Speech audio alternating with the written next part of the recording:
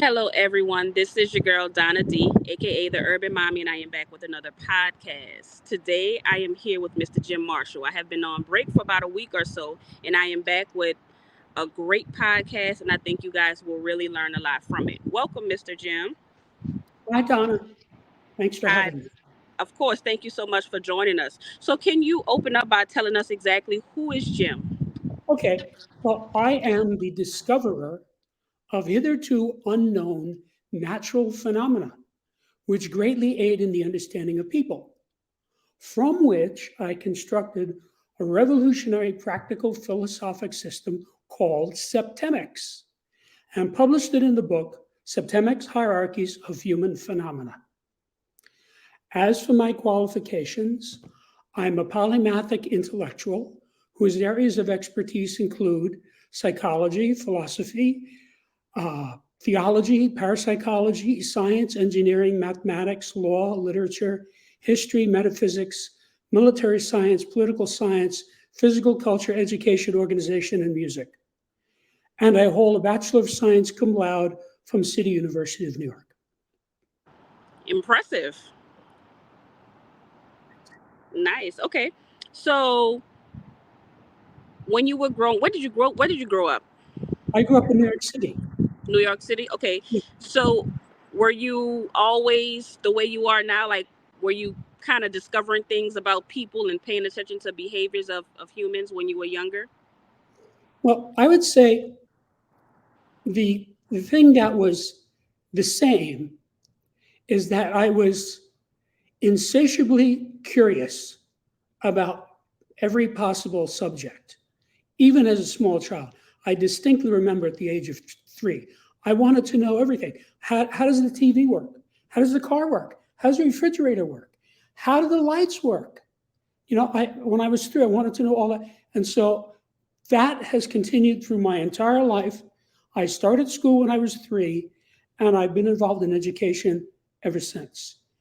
So I was propelled by this thirst for knowledge to study anything and everything.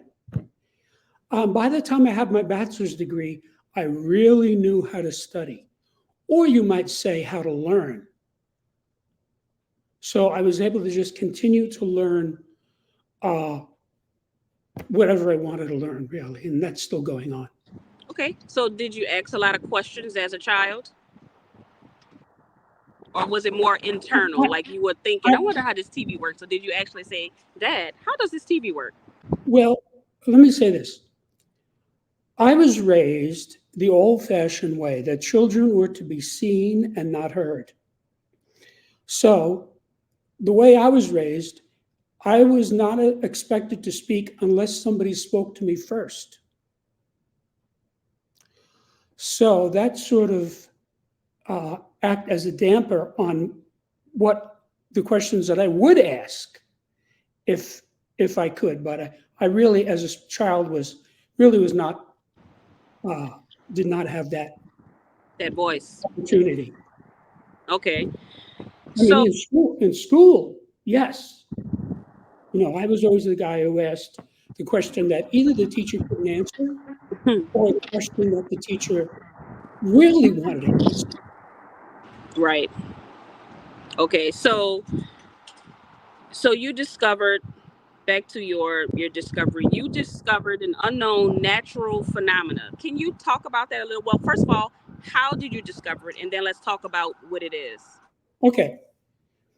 Well, the story really begins when I was accepted into engineering school at the age of 16. Now, of course, when I entered engineering school, I thought I was going to be engineering physical things such as electrons or airfoils. But by the time I had my bachelor's degree, I knew I wanted to engineer the human psyche because that is the area of greatest unknown, of greatest mystery, and the area in which we are failing miserably. 95% of the problems in industrialized society are because people don't understand people, don't understand the wife, don't understand the mother, don't understand the son, don't understand the boss. And this leads to all types of problems. This is why we we routinely elect idiots to rule us because we don't understand them. So, to make a long story short, I had a long career as a human development engineer, where I worked one-on-one with hundreds of clients of every description over cumulatively many thousands of hours.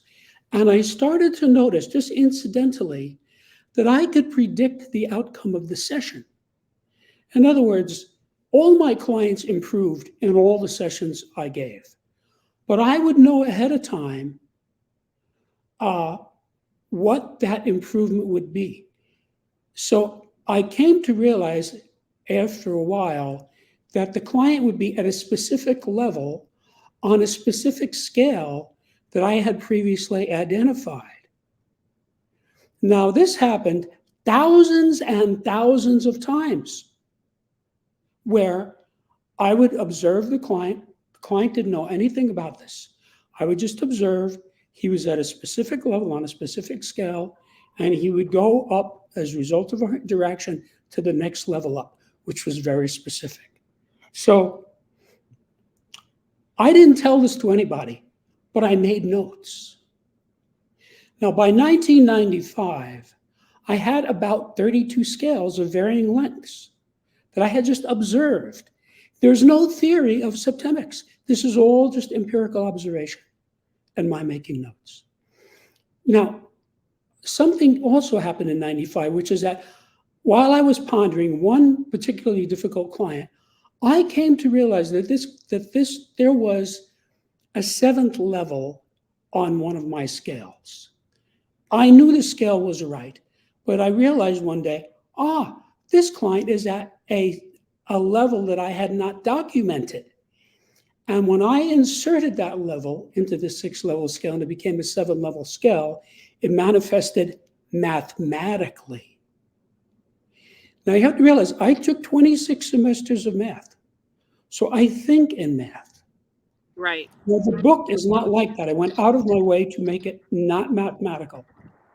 But when I saw this, I said, I don't know what this is, but whatever it is, it's natural law because it's got mathematics embedded in it, like the Fibonacci sequence, for example. Because as soon as that happened, all these data jumped out at me without my really looking for them. Well, that's the whole point of mathematics. You start with a formula or an equation, and you coax data out of it. That's how Einstein found E equals mc squared. Anybody who knows advanced math and physics can follow that, how the calculation occurred, and it ends up with E equals mc squared.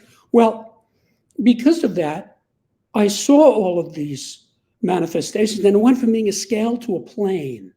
In other words, it was a whole body of data.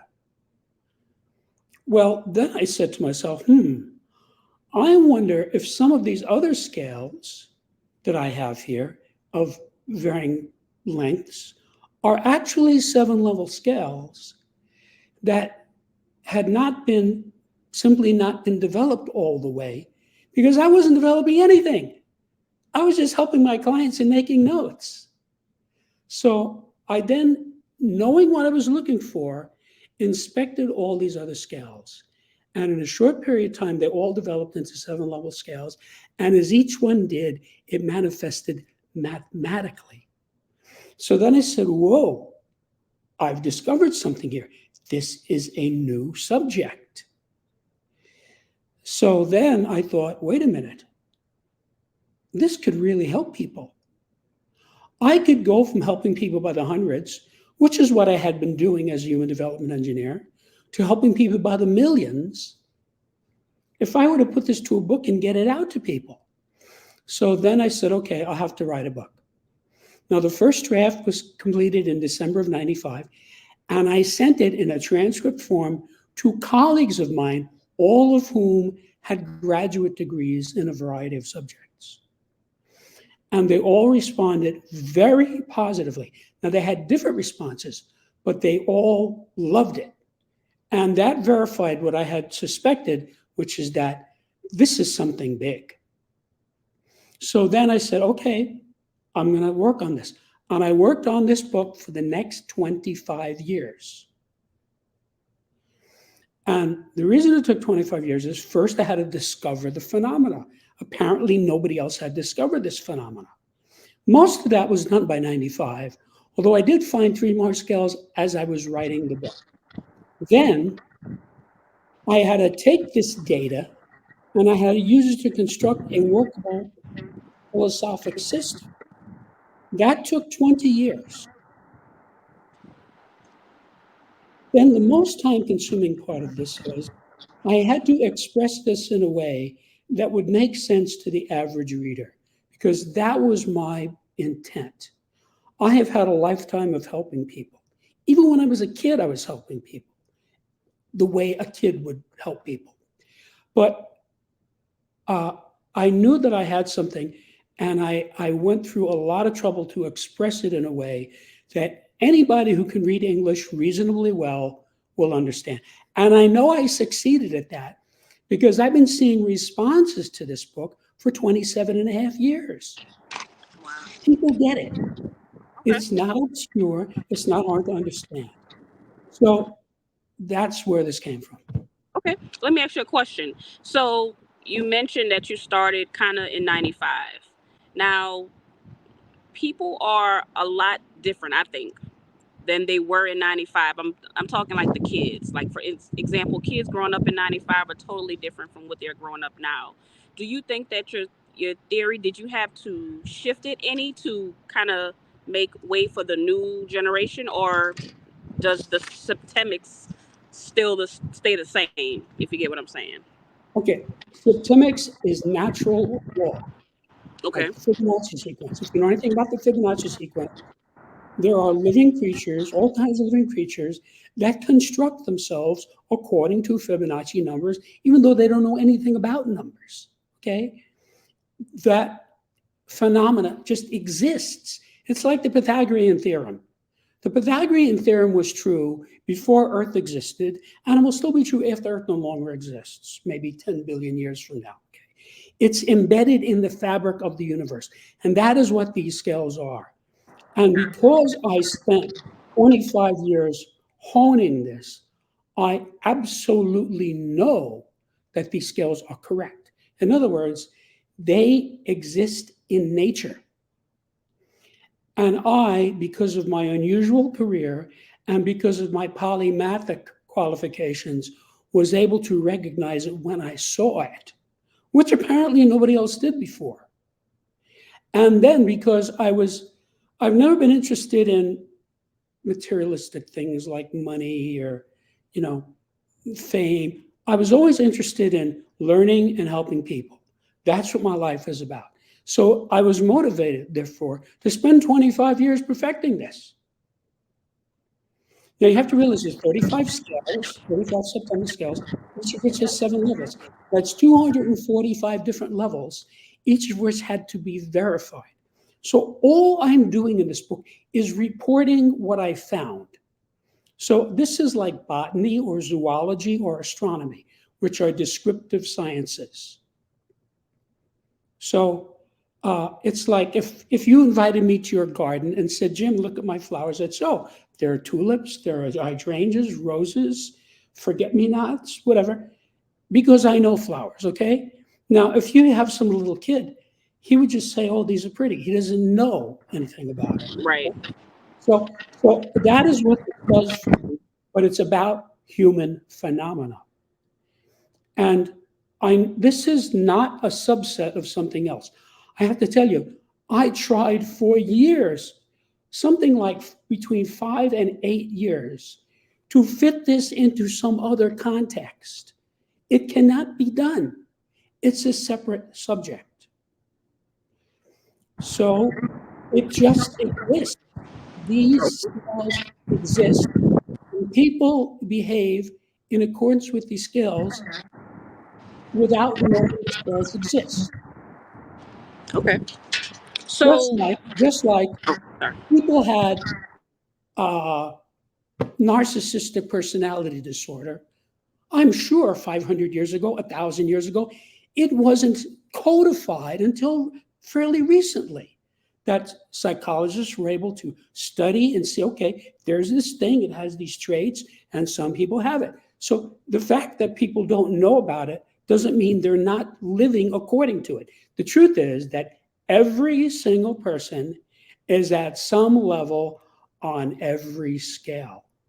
Now, you can choose to ignore that data, but it's much smarter to use it because it helps you understand what's going on and it helps you to achieve your goals faster and easier. Okay, so give us an example of how this can be beneficial to our lives. Okay, let's say you have a girlfriend who's having relationship problems, right? Common situation. And you want to help her just because she's your friend, right? So you say, Rose, come over here. Let me show you something. And you open up the book to the scale of relationships. And you say, look at this. And she'll probably say, you mean there's a scale of relationships? And you'll say, yes. This relationship that you're having all this trouble with, where is it on this scale? Now, she's going to want to answer this question because she's having trouble and you're trying to help her. See? So, what will happen is in a matter of seconds, she will find a bracket. So, she'll say something like, I mean, like 15, 20 seconds. She'll say, oh, well, it's definitely not 1, 2, or 3 because we're having a lot of trouble. And those are for people who are not having trouble. So, it's okay. So, you can say, all right, so look, let's see if you can get this exactly. Why don't you just read the text? It's right there. Okay. She's going to want to read it because you're helping her. So she reads it. And then she comes back and you say, okay, now tell me. Or you don't have to tell me, but for yourself, identify where is this relationship on this scale? And she will be able to do that, especially if she reads the glossary, which defines all the terms that are used. Because she knows this relationship. She's been wrestling with it, right? She's in the middle of it. And she'll say, oh, I can see we're at level 5. And then she will have a realization. She'll say, oh, that explains why, poppity, poppity, poppity, pop. See? Now, the fact that it's a low level doesn't mean she's not going to be happy with it. Because anytime a person has a realization, he's going to be happy because he just learned something. He just figured out what's going on with this nest. Then you can say to her, okay, let's have you look at the scale of sexuality. So she says, you mean there's a scale of sexuality? Yeah, here it is. You don't have to tell me, but for your own clarification, see if you can spot where you are on this scale, right? And in a matter of seconds, she'll say, well, it's definitely not 5 or 6 or 7. I'm not into that. It's maybe 2, 3, or 4. See, she's got a bracket now. So you say, okay, let's have you read the chapter so you can get this exactly. So she reads it and she comes back and now she will be able to get it. She'll say, oh, I can see I'm at level 3. And when she has that, she will have a realization. She will say, well, that explains X, Y, and Z. You see? But let's say she found a low level. Even if she found a low level, let's say she's at level 5, she would still be happy with it because it's the truth and it's opening a door in her mind to what's going on. Now, I could keep doing this and give you a half a dozen other scales because in a complicated situation like that, there are many scales that are going to apply. So if you want me to keep giving you examples, I can do that. But I think I sort of showed you how you can help somebody with this. Or let's say yourself, let's say you're having romance problems. Mm-hmm. You could look at the scale of relationships. Say, oh, yeah, I can see this relationship is at this level. Then you can look at the scale of sexuality. You could look at the scale of allegiance. You could look at, and every time you spot a level, you will have a realization. So what's happening is you are becoming more insightful as you use this. And that will make it easier for you to continue to use it. So there is a snowball effect with this book that the more you use it, the more insightful you become. And the more insightful you become, the easier it is for you to use it. So you're just getting smarter and smarter and smarter and smarter and figuring out more ways to use it. Okay, I have a question. So let's say we go back to that situation with the relationship. Yeah, Would I need to also see my spouse's number? Would that help as well? definitely. Now, I don't think you should ever tell anybody what their level is because it's counterproductive and it's unethical. Okay. People don't like to be told, know what's wrong with you, you don't listen to me, whatever it is, right? That goes on in relationships. It's counterproductive. This is not hard to get because it's natural law. So, like, for example, the Pythagorean theorem. The Pythagorean theorem, almost everybody in industrialized society knows it. It's not hard to get. You look at it, the first is, oh, I see, that's how that works. Yeah, this is cool. And then you've sort of got it for the rest of your life. That's how this is. Especially since there is a glossary, not only in front of every chapter, even in front of the introduction and Wow. defining the terms for you. There's no ambiguity here. So, for example, there's a scale of communication. Well, the word communication has something like 30 definitions, depending on what dictionary you use, right? So, somebody could reasonably say, well, what definition is this guy using? And that's a good question. So, I give a specific one line definition of communication. So, you know exactly what I mean by that. And all the names of all the scales are defined, and all the names of all the levels are defined. So I'm making it very easy for people to use this because that's what I want. Right. That's my purpose. I have a question. So I know when you said that you first started, you were helping people, and you would be able to tell if they would be able to be successful with your program based on these numbers. So I'm assuming that people can move up and down the scale. Is that the way you would kind of figuring out what they would do by the way they were moving up and down the scale? Well, if you're talking about my clients, Yes. all of my clients improved in all of my sessions. Okay, that was 100%. But I just started noticing patterns and writing them down. And then I would see the same pattern again. So this was repetitive pattern recognition that led me to see, oh, there's a scale here. This guy's at this level and he's going up to this level. And then on another day, that same guy might be on a different scale at a certain level and go up on that scale. Or in life, see, once I saw these things, I see it everywhere.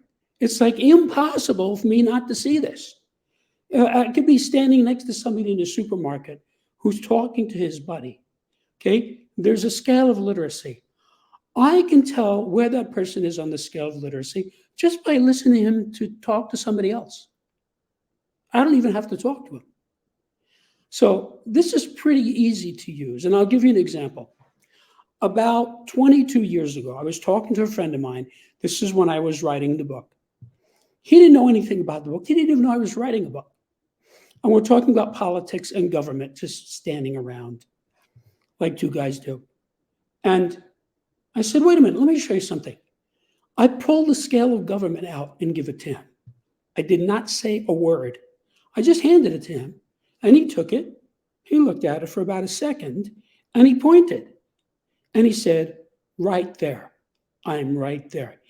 He found his level on that scale without my even suggesting that that's what it was for. That's how easy this is to use. So what will happen with people, and I've seen this many times, a guy's looking at a scale, right? He's just reading the book, right? And he gets down to, let's say, level 4, and he says, wait a minute, this is my mother. This is exactly how she behaves. This describes her behavior exactly. See, he wasn't even thinking about his mother, but the description was so correct that he was able to fit it. So this is not hard to use. I designed these scales to wrap around the reader. So the way you experience this, it's like putting on glasses and looking in the mirror. You see yourself clearly, or putting on glasses and looking at the other person. So each one of these 35 scales is a lens that helps you to see people clearly and really understand what's going on with them. Okay. So I know you said that this was a total different subject, Yes. but what if we're looking at like maybe sociology or psychology, where I did sociology and a little psychology, where we learn about different personalities and all that stuff. What would be this theory? What would it be closest to? I'm sorry. Well, let me put it this way. Uh, there are elements of dozens and dozens of subjects embedded in this. Some of it is psychological, some of it is sociological, some of it is anthropological, some of it is theological. And I could keep going. That's why I think my polymathic qualifications were relevant, because I was able to see this for what it was, because I knew all this stuff, you see. But this fact of it being a separate subject is a double-edged sword, because on the one hand, because it's a new subject, it has the potential to dramatically improve your life just from this book. You don't need to take a course. You don't need to spend any money. You don't need to hire a facilitator. You don't need to join you just get the book and use it, perhaps with a dictionary, but I would say that about every book in the world. And you use it, and your life gets better because you're seeing things precisely. So let me give you an example, right? How this would work. Let's say you have a couple and they're talking about getting married. Wouldn't it be smart for this guy to know why this woman wants to marry him? Right? Wouldn't that be a good thing Yes. to know? Okay, so he knows her. He's been hanging out with her for a year, right? So he looks at the scale of motivation, right? Now, the highest level is what I call charity, which comes from the Latin word caritas, which means love, right? So, does she want to marry him because she loves him? Well, if that's the case, that's the highest motivation of all. See, that's a good reason to marry somebody. But maybe she wants to marry him because he drives a Maserati, he owns a 60-foot yacht, he flies his own Learjet, he lives in a $10 million condo, and he is the CEO of a billion-dollar corporation. Now, that is a different motivation. That puts you down at level 4, which is money. Okay? Now, I'm not saying that's bad. I'm just saying he might say, I don't want to marry a gold digger. I want to marry somebody who loves me. And so that might be the difference between him marrying her and breaking up with her. So let's say he breaks up with her. He's not going to be unhappy about that because he understands why. He sees that he dodged a bullet. See? Now, there might be another guy who would be perfectly okay with marrying a gold digger. Have you noticed? There are many rich, older men, many of whom are overweight or unattractive, right? Who have trophy wives. They marry supermodels. Right. So the 25-year-old wife gets a Corvette, a pearl necklace, a diamond ring, a mink coat, and a credit card, right? So she's happy. What's not to be happy about? And the guy gets a 25-year-old wife. You see? So they're both happy. So maybe for that guy, that works. So you see, this is very personal. It's very specific. So I hope people will use this book to straighten out their lives. And I can guarantee you, any person who wants to improve himself or others can do so by utilizing this book if he studies it. If you study. Yeah, obviously it's a book you have to study. It's actually a textbook on a new subject. So no matter what context you try to put it in, you're always going to be wrong because it's something new. And if you read the book, you'll see that. Okay. And yeah, How did your life change for the better once you discovered this? well, first of all, you have to realize that I discovered this little by little. As I said before, as I was working with my clients, I started to notice these things. And ever I noticed it in the session, I would go out and see it everywhere. Like I'd see, oh yeah, there's this scale of choice, and there's a certain level 4 for the scale of choice. People behave this way. And I'd see somebody say, wow, this guy's at, I wouldn't say it out loud, but to myself, I'd say, this guy's at level 4 in the scale of choice. It's right there. You see? So as I accrued this information, I was using it all the time. It was like, this was as difficult for me as drinking water. It's just like, okay, I know that every tulip in the universe is unique, but I don't have any trouble telling the difference between tulips and roses because I know about them. They're completely different. So I was utilizing this. Now, when I had that realization I told you about in 1995, that's when I realized that this was natural law. And because it's natural law, I was able to develop this because the data exists. In other words, I just saw what it was, wrote it down, and then I spent a lot of time making sure I expressed it correctly and had everything in the right place. There were many rewrites. I would rewrite it, I would release it to colleagues, friends, students, and so forth, and I would get feedback. Okay, and then I would rewrite it to make it clearer, simpler, easier to understand. So I want people to use this book to straighten out their lives. That's what this is for. And it's in hardbound, softbound, and ebook. Ebooks are cheap. So for $10, you can completely change your life if you use this data. It's there. You are at some level on every scale. So every time you find yourself at a level, you're going to say, oh, yeah, I get it. That's why, boppity bop, that's why I didn't get along with Joe, because he's at this other level, or whatever. It's like fruitful in terms of garnering insight about yourself and your life. So you have a lot of self-realization by using this book. Every time you find a level, whether it's your own or another's, you have a realization. Now, of course, you have to get the level right. If you find it wrongly, you're not going to have a realization because it's wrong. But when you get it right, it's just like that. You go, yeah, I see.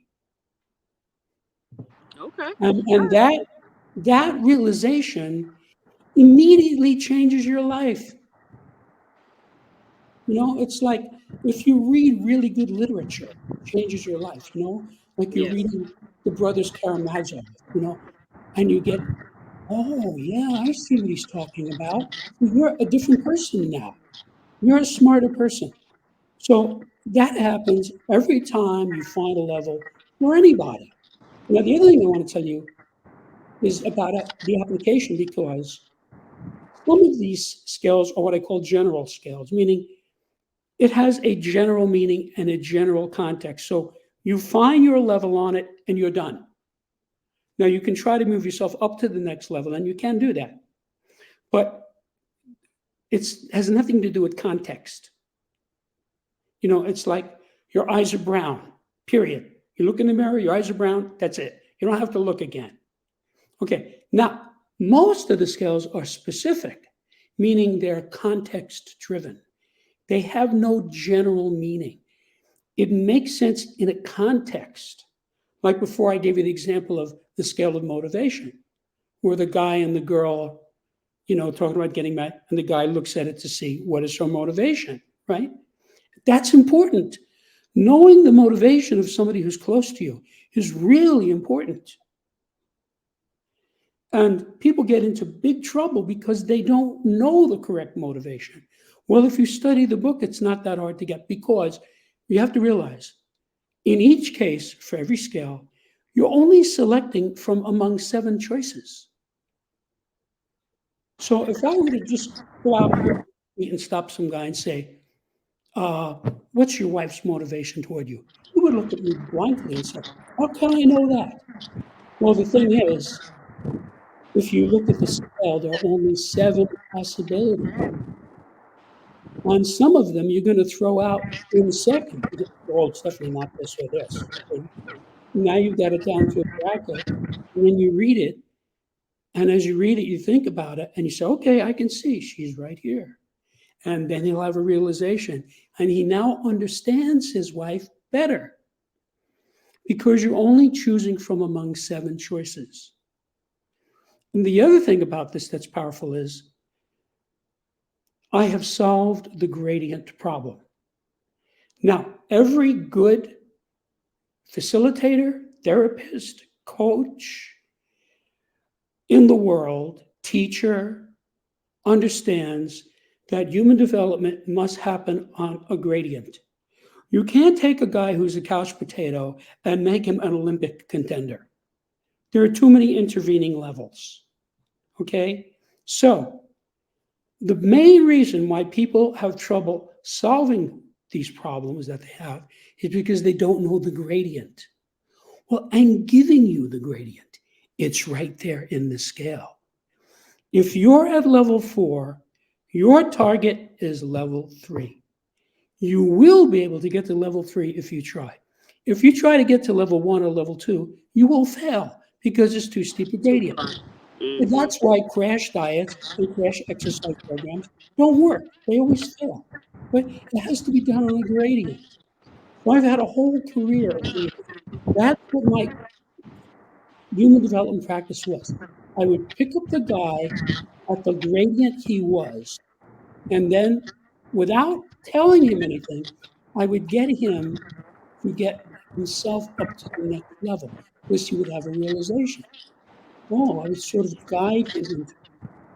I would use Socratic dialogue. If you read the Socratic dialogues, it's very clear how Socrates was helping people. I did the same thing, except I used biofeedback, which dramatically streamlines it. Because every time you think a thought, it shows up in galvanic skin response. And different types of thoughts have different responses. So I can tell exactly what's going on by looking at the meter. So I know what question to ask him. Wow. If I ask him about his mother and he gets one needle response, I ask him question A. If he gets another needle response, I ask him question B. If he gets a third needle response, I ask him question C. And it's always right because the needle is telling me. It's right there. So that's how I helped people. And that's how I found these data because people kept going up the scales and I just kept writing them down. So I know you said one time you were in the store and you heard a guy talk and you were able to tell what scale he was on for the linguistic scale. How long does it typically take you to see where people are on different scales? Me personally, Yes. seconds. Really? Yeah. Okay. I know you said it's 35 scales. And I need to know. I mean, you say it's can you tell me what's one of mine is? No, I would never do that. Please say it's It's unethical. it's counterproductive and it's unethical. Look, the beauty of this book is it's not hard to grasp because it's natural law. Right. See, if somebody explains to you the Fibonacci sequence, Fibonacci was the guy who figured out the formula. How do we get these numbers? Okay, it's very simple. Once you know that formula, we know the Fibonacci numbers to infinity because we know the formula, right? So once you know the formula here, which is what the scale is, it's very easy to use. It's not obscure. It's not uh, difficult to grasp because I went out of my way to make it easily accessible to anybody who can read English reasonably well. Okay. So if you want to improve yourself and others, you can do it because you can read English. Okay. Yeah. All right. I like that. So, what about? Now, I want to look more into this. Of course, it's very interesting. It would be good for like personal development. It would be good to Yes. look at for personal Yes. development. What about young children? Like, about how old can you use it on them? Do they have to wait till they're like teenagers? Well, when you say use it on them, let me Well, clarify that. Because if you mean spotting where the person is on the scale, in other words, let's say you have a 6-year-old daughter, right? And you want to know where is she on the scale. You can use that. So in a sense, you're using it on her, but it's in your mind. Now, a okay. 6-year-old is not going to be able to grasp this because 6-year-olds can't read well enough, if at all. I mean, I'm sure you know, we have millions of people in the United States who can barely read. Right. It's a Well, widespread problem. yeah. So you have to be able to read to utilize. Okay. Now, I went out of my way to make it accessible to people. So, you know, I can tell you, I went to school for 28 years and I read a lot of difficult books. Okay. This is not like that. This is pretty easy to grasp. Okay. The reason I'm asking, my son is 17 and he is going through the phase where he's trying to learn himself and, personal development. And I think this would be a good idea if I would be able to maybe get a book for him so that he can look through it. And then if you get a jump starter on something like this, that can change your life. Absolutely. And I'll tell you exactly how to do it. Notice a problem or a difficulty or a challenge that he has. Maybe he's having trouble in school. There's a scale of scholarship. Maybe he's having trouble with girls. There's a scale of sexuality. Maybe he's having trouble with friends. There's a scale of allegiance. So you diagnose, okay, I'm going to help him, okay? And then you select the right scale and you say, look at this scale. See, now, if you get the right one, he's going to be very interested because he's already having a problem and you're showing him something that goes right to it. See? So let's say he's having trouble with girls. You mean there's a scale of sexuality? Oh, this is very interesting. Let me look at this, you see? And then you can say to him, you don't have to tell me, but for your own edification, where are you on this scale? See? And again, right away he's going to find a bracket. He's going to throw out several levels. He'll say, oh, I'm definitely not 5, 6, or 7. See? I mean, he may just say that to himself. Because again, I don't think divulging your level to people is a good idea. Like if you want to know I know my levels on all the stuff. If you want to know mine, I'm not going to tell you. I would say get the book and figure it out. It's not that hard. Because when you do that, you have a realization. If you tell the person, he's probably not going to have a realization. You're just giving him a piece of data that he might not accept. Whereas if you let him figure it out, he'll say, oh, yeah, this is cool. I see. And Joe, he's at this level. You see? So that's the best way. That's the best way to use it. Now, sometimes you may not get the right scale right away. Might not be the relevant one. You see? So you say, okay, take a look at this other scale. For example, the scale of allegiance. Anytime a relationship deteriorates, it's always because allegiance has deteriorated, right? So a guy cheats on his wife. That's a betrayal. That's a lessening of allegiance. See? And he said, to hold until death do us part. He was giving allegiance. See? So now he's lowered his allegiance. He's gone down that scale.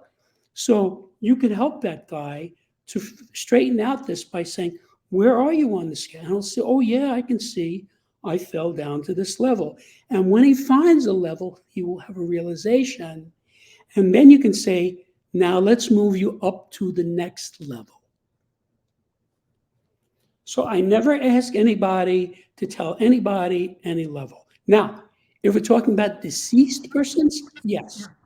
In the book, I give actual levels of actual famous people because it's instructive. Okay. So if you're studying a scale and I tell you, for example, on the scale of basic purposes, Hitler was at 7, subversive. The objective of a subversive is to destroy. Well, if you study this guy, which I have, because he's really the central person of the 20th century, as bad as he was the central character. And if you understand this, then he makes sense to you. He destroyed everything. He destroyed his family, he destroyed his country, he destroyed his military. He was not only destroying the Allies' military, he destroyed everything he went near. And then you understand, oh, okay, that's what's going on here. So if you bump into somebody who's at that level, get the hell away from them. That was going to be my next question. My question was going to be, so since we know the, like with Hitler, we don't make that an excuse. That's just the information for us to know that, so that we can make a better decision if we want to continue being around that Yes, person. yes. I'll tell you, the bottom of all of these scales describe the dregs of humanity.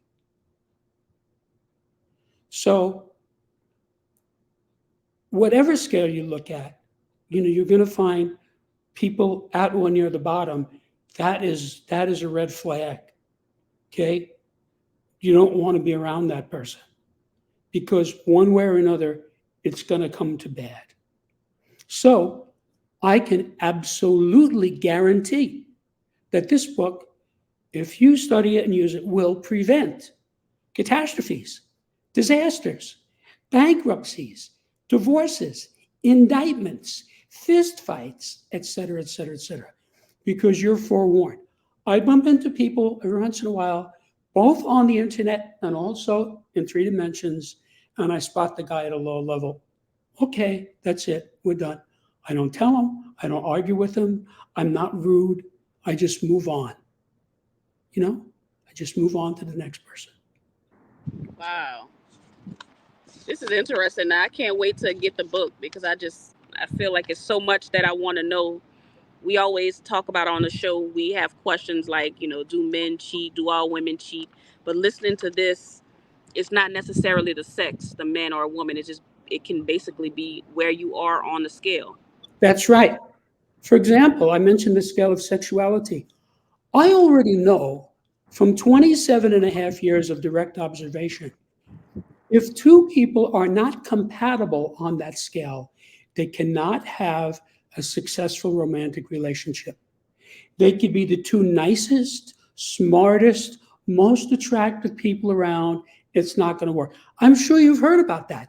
People who are very upskill, smart, attractive, and it just doesn't work for them.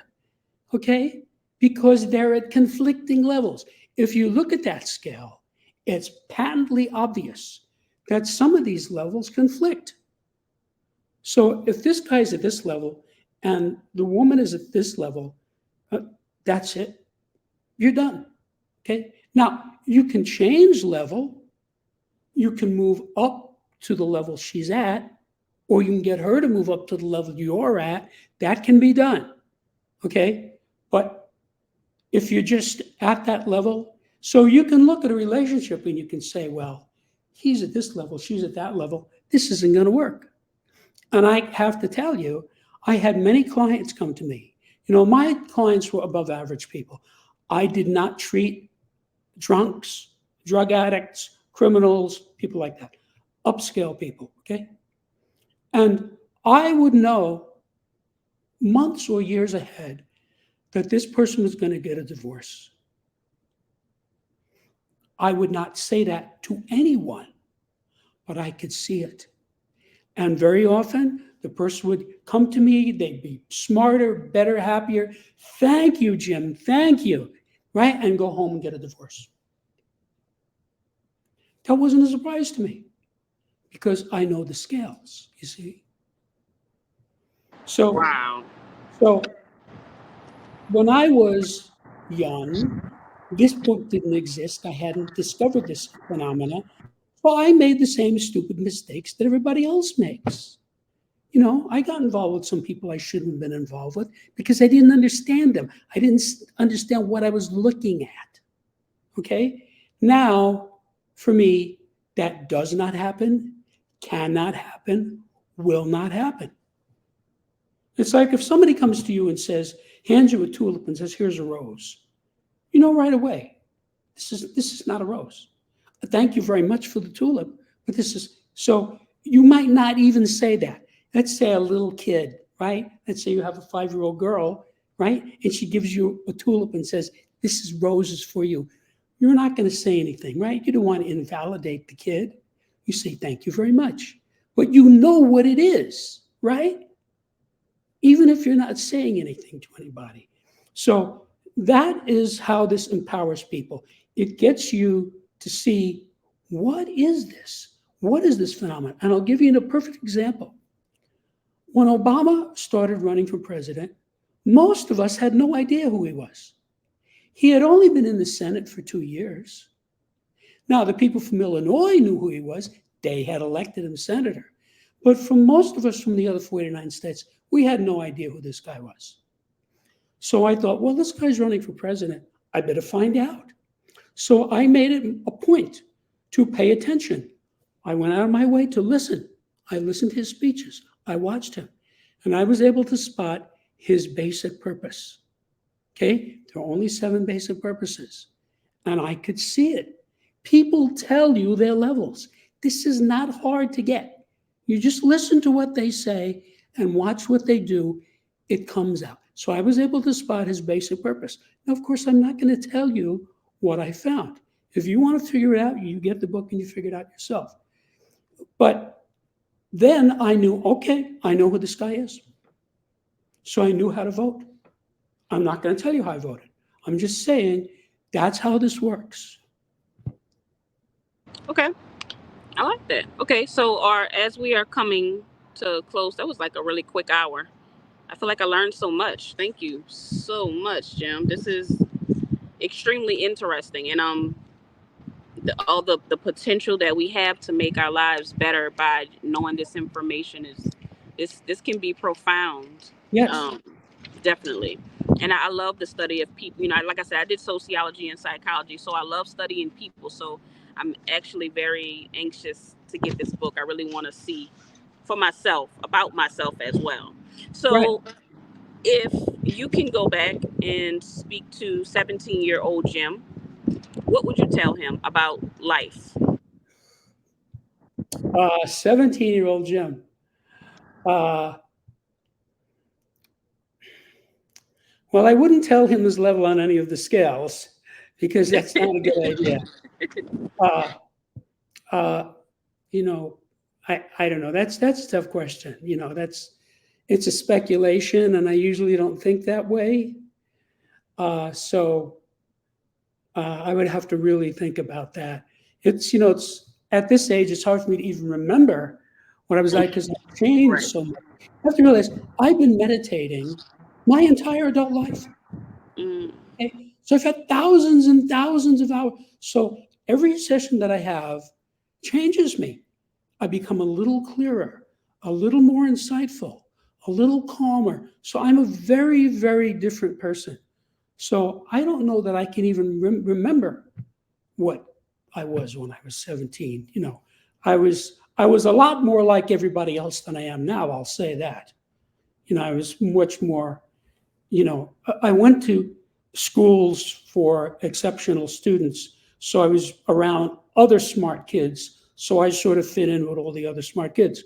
But uh, that's really, I've changed too much to really remember who I was or what I was.